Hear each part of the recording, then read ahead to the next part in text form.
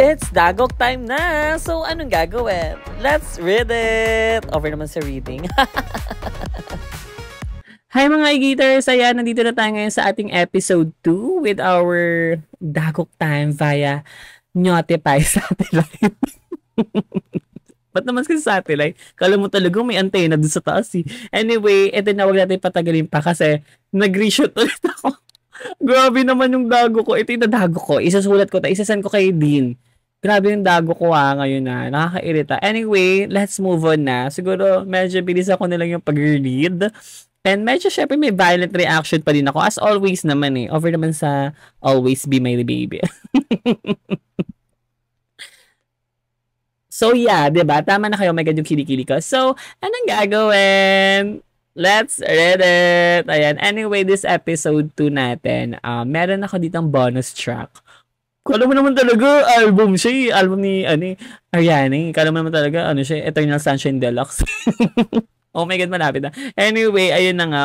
Let's move on with our episode 2 is story. Ayan yung mga sinasan nila sa ating Dagok time. Over naman sa time. Over naman sa timely. So, ayan. Ito naman ang kanyang Dagok. It's a very short SKL / tingnan natin. Basahin na lang natin. Let's read it. Hi po, call me Shupapits. Wait, nalaf ako dyan. Over naman sa laugh. Gigrida natin to ha. Gigrida natin to ha. Kasi, diba, kayo gumagawa ng nyo yung mga ganyan nyo. Ako, taga-record lang ako. Ba't naman may laway pa sa gilid? Ayoko na may laway sa gilid ng labi. Okay, so let's move on. Call me Shupapits. Hindi po to ka-erbogan Mia. I'm a bisexual po. For hire ako, galing ako sa Manila, but now nandito na po ako nakatira sa Cebu. Nagkaipon-ipon naman po ako nung nasa Manila ako sa pagpapa-for hire ko.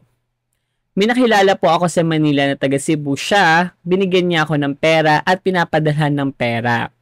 Hanggang sa inuwi niya ako sa bahay nila dito sa Cebustra. But change ang name ng places, ng region. Over naman sa region. Hindi ko siya mahal, mi. Wala talagang feelings as in. Nabahit siya, pati po papa niya. Sila nagpapakain sa akin at wala akong work dito. Tambay lang, tulog, kain.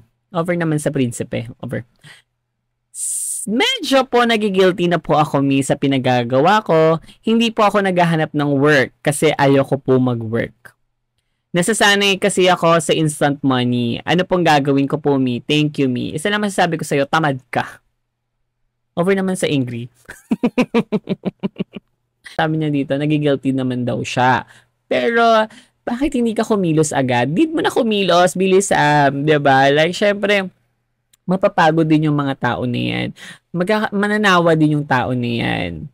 I know, yes, mabait sila. Pero, diba, like for you, sa self mo na parang nakakamuya, nakakahiya, diba? Like, ganito na lang ako. And then, siyempre sa self mo, diba? Parang tatanong mo sa sarili mo, ganito na lang ba ako? Yung maging open ka kasi kawawa yung tao eh.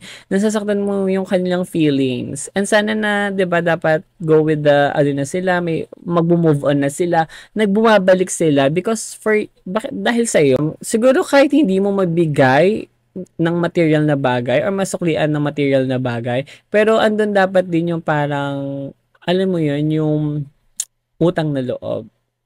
Hindi nila sa'yo sinasabi, pero syempre parang sa'yo, kasi nga nasabi mo na guilty ka, diba? Parang you try to give back, not only for material things, but also kahit yung love, the values, yung goods, like, diba? Hindi man talaga yung in a material way or something like that. Maisip mo na kailangan ko na to for my future kailangan ko na to for myself Kahit siguro hindi pa ganun kabugs yung success talaga na marireceive mo, in a long run naman makukuha or step by step is yon yung mga minamanifest mo. I hope and we hope for you na ma-achieve mo lahat yon. And kahit small wins lang yan, you can celebrate for that. And yeah, I hope talaga na makapag-talk ka sa kanila. Masabi mo sa kanila the true feelings na meron ka. Kasi ang hirap din kapag sobrang tagal na. Tapos nasaktan mo pa yun. Over naman sa tag ito. Nasasaktan mo yung tao talaga, ang hirap makabawi, 'no? Parang sariwa sa self mo, like grabe yung guiltiness mo.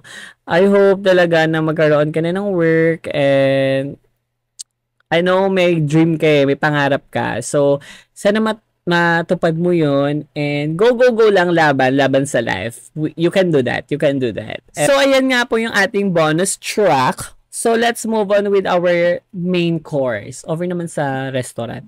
So, ayan mga Egaters, bonus track lang po ang una nating story. So, gigradean ko siya ng 8 over. Over naman sa grading. So, sana naman talaga, 'di ba, matupad niya lahat ng mga wish niya and makabawi siya sa mga taong nag-help sa kanya for that. Okay, so, let's move on with our next story. Ayan, ang next story natin is meron siyang hanggang part 5. Over naman. Tinalo mo na yung Netflix series. Over naman. Alam mo talaga siya yung more story, more dago. Hindi, magkakaruktong kasi to. So, I think, yeah, huwag natin patagalin pa. Let's read it. Ang kanyang titulo dito is Pag ang pare naging bigas, may bumayo. So, ito na. Let's move on na. Okay. Hide my identity, please. Meron akong bowa from Makati while ako nasa Cavite nakatira. We plan to meet kaya nung nagkaroon ng oras, di na kami nagpatumpik-tumpik pa, virgin ako. While siya marami niyatang experience sobrang shy ko, hindi niya alam na virgin pa ako. At kasi ang libog ko sa chat namin sabi ko pa naman lalamunin kita ng buong buo. Over naman sa dinosaur. Ba't naman kasi pala ETV. So, ayan, let's move on na nga. To my surprise, habang nagbaboreless na siya sa harapan ko, tumayo ang sandata niya na hanggang pusod siya. Takot ako! Sarap. So, yun. At medyo mataba. Ano, burrito ba to? Burrito na naman. Natakot ako kaya sabi ko, ihilang ako sandali Pero sumunod siya sa CR at doon niya ako nyarurot ng very light. Ba't may very light? Ano, parang Gempy light. Ayun, nyarurot niya ako na matindi sa shower. Kinabahan ako. Kulba talaga. Ganun. Pero for the moan and back ako. Ano may moan and back? It's jungol. Moan and back kasi tawag namin. So, yeah, that's all. Tama na kayo magandang kilig-kilig ba? Tapos, nung umpisahan na sana niya, sabi ko, gusto ko siya sa camera gawin. Medyo nainis na yata siya kasi pinalo niya ako sa wewet ko.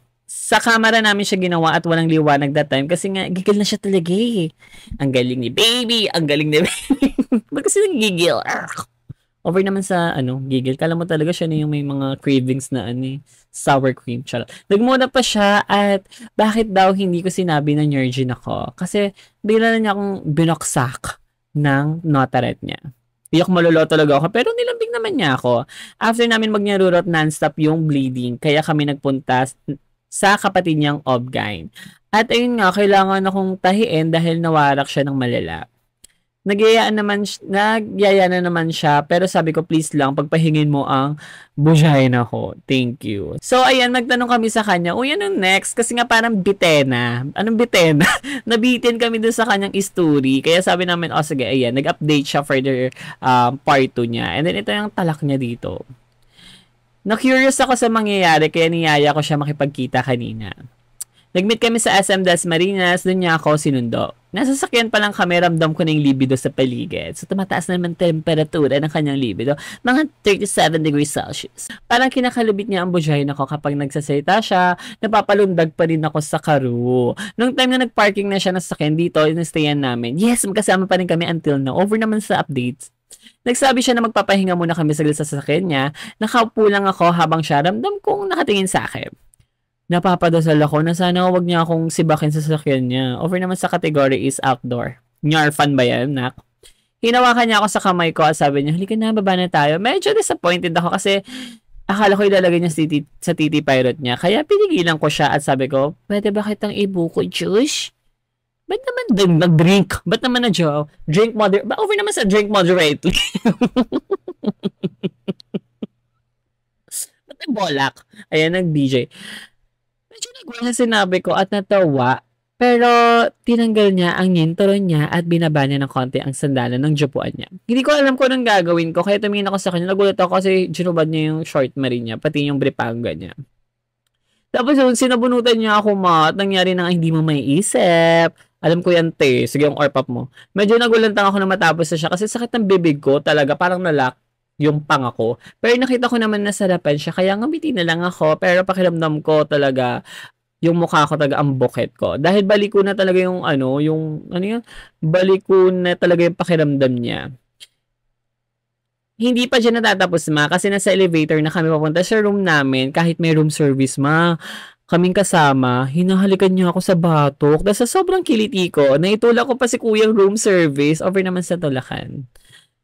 Diyos ko, nakakahiya kaya sinaway ko si Boyfie na ikalma niya ang titi pilot niya. Ba't kasi naman nangangaw naman yung titi pilot na yun? Ba't kasi pala nga, wait lang ha. Parang ako sabihin ko, parang kakausapin ko yung titi pilot niya. Sabihin ko, shh ka lang muna, mamaya na pag nakajosok na sa roomeret ha. Dapat gano'n, parang dinisclaimer mo muna. Paalala, announcement, gano'n yung titi pilot niya. So, ikalma niya titi pilot niya. So, sobrang libido namin sa harapan ng salamin kami nag-achieve ng La Nina. Kaya tingnan lang kami habang gumagawa ng miracle. Curious talaga ako sa sinabi niyo kagabi na kung may balak ba siyang pakasalan ako. Pero nakakaya itanong Pero guess what? Sa kanila kami uuwi bukas para maipakilala niya na ako sa mga magulang niya. Hihihi, thank you. Yan, nasayasay niya pa dito, no? May twist pa yan. Sige, ang twister mo, ha? Tingnan natin. Ba't naman hindi naging masaya sa Knockers? So, ito na yung part 3 niya over naman sa Zoom. Hi guys, ako po ulit to si Vujay ng may nasyohian. Nababasa ko lahat ng comments nyo po. Last time recap po na ako si BF na ipapakilala niya ako sa magulang niya after namin sa La Nina session. Which we surely did. Sorry po nung English policy pero nagmumukha lang matalino. Over naman sa language barrier. On the way na over naman sa left. So, ayun na nga, on the way na po kami sa biyahe habang nagda-drive siya. Inutusan niya akong lakasan yung aircon kasi mainit daw. Sinunod ko siya agad dan sakto nag-pop up yung message sa phone niya na nakalagay sa holder ng sasakyan. Tapos, napansin ko yun at galing kay Irish's ex. Irish sent a photo. Ayan na. Ba't naman kasi pala send ng photo? Kala mo talaga siya na yung pala update na NDRRMC. Over naman. Hindi yan pinansin ni BF kaya pinabayaan ko na lang din. Stop kami sa gasoline station kasi naihina daw siya. Paglabas niya, saktong umilaw ulit yung phone niya at galing na naman kay Irish yun. Kaya inopit ko na at tinignan ko kung bakit ba chat ng chat at nagulat ako ang kapal po ng bulbul niya at nagchat pa ng kaya mo ba akong kainin ngayong gabi? Kung ako yun yung girl, tapos na-side ko yun, sabihin ko, over naman sa ass. Inatanong ko yun siya, bakit over naman sa ass na may pait? Kala mo naman talaga, tawag dito, buffet So, sobrang taranta ko, binalik ko yung phone ko sa holder at tumingin na lang ako sa labas ng bintana para kunwari wala akong ginagawa. Kaya sa pagbalik ni BF, nagtanong siya kung pinapakilam ko ba yung CP niya, pero tumanggi ako, yung totoo. Kasi tingnan mo, pagtingin ko po nakabaliktad yung phone at yung vagina ni Irish na mabuhok ang nakalitaw siski, ba't naman hindi ginanon? Over naman sa twister talaga. Hindi ko napigilang umiyak hindi dahil sa mabulbul sa Irish, kundi ma-realize ko na baka may namamagitan pa sa kanila after ng mga nangyari sa amin nung knowing na siya ang first next ko. Tumuloy pa rin kami sa bahay nila at ramdam ko na ayaw sa akin ng mama niya. Pinarinig pa na akala ko ba si Irish susama mo dito? Which is si Irish yon. Sa sobrang disrespect na pinaramdam nila sa akin, nag-check-in na lang ako mag-isa. Nagpatay ako ng SIM at nanahimik na lang muna ako. Dapat ko pa ba ituloy ko anong meron kami ni boyfriend? Sana may refund ang virginity. Please help me. So, yeah, I think dumako na muna tayo sa episode 4 para mabuo natin ang istorya. Kasi sige ang twister mo over naman sa twister. So, ito na kanyang part 4. It's been 3 days since we last spoke. Ayun yung niya. Parang, di ba siya noon? Yung over naman sa backshock. So, ayun nga. Sa loob ng 3 araw na yun, puro lang ako iyak. Napag-alaman ko na kasi all this time, ako pala ang kabetstra. Yan ang twister. Kinakaya niya akong dalhin sa parents niya at pinakilala at kinuha niya ang no refund kong virginity. Text siya ng text at tawag ng tawag pero hindi ko siya sinagot kahit isang beses. Naawa ko sa kanya pero naisip ko yung ginawa niyang panluloko sa akin. Parang hindi ko makaget over sa mga nangyari. As of 9 p.m. nag-text siya na sa labas daw siya ng apartment ko at nandun pa rin siya. Nakikita ko siya sa bintana. Ang pogi niya, nakaka-erbog pero dead man na lang muna ako. Kasi kung mababarurot ba ako ngayon? Talagang libido talaga yung inunay, no? Kasi yung puso Meaning ba nun, payag ako maging kabet niya or gusto ko lang talaga sundin tong nararamdaman ko? Please, I need payo. Sobrang sarap niya sa suot ng damit. Miss na miss ko na din talaga siya. Talagang may disclaimer pa sa dulo. So, I hope may lesson learned talaga to. So, next tayo with part 5 niya.